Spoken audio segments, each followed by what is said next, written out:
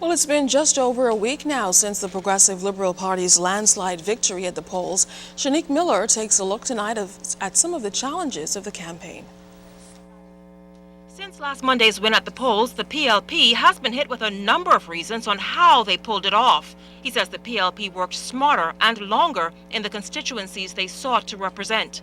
If you look at the seats we won those seats because Mr. Ingram underestimated me, and I prepared for the elections by putting people in the field over 18 months ago.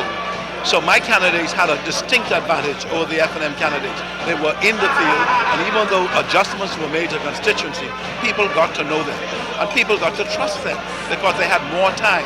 He did not allow his candidates enough time to be known to people out there, so he lost. The Elizabeth by-election taught me a lesson, and I knew he didn't have the capacity. He couldn't beat me in the by-election to beat me if I prepared. I prepared. Numerous allegations have surfaced that the PLP during the campaign placed monies in T-shirts or in the lead-up to the ballot day paid voters. Mr. Christie spoke to those claims. With respect to putting monies in a T-shirt, that's foolishness.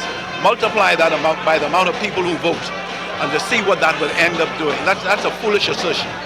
But Christie admits corruption has entered the electoral environment. He says they stretch beyond outright voter buying, too.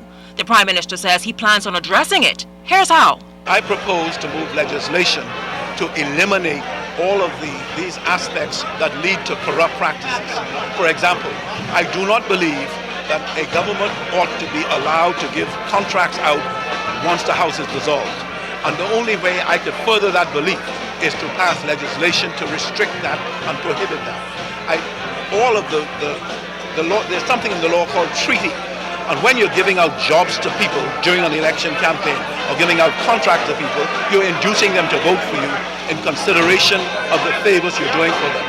I want to minimize that. So you can look to me to be talking very seriously about something you've heard about a lot, electoral reform.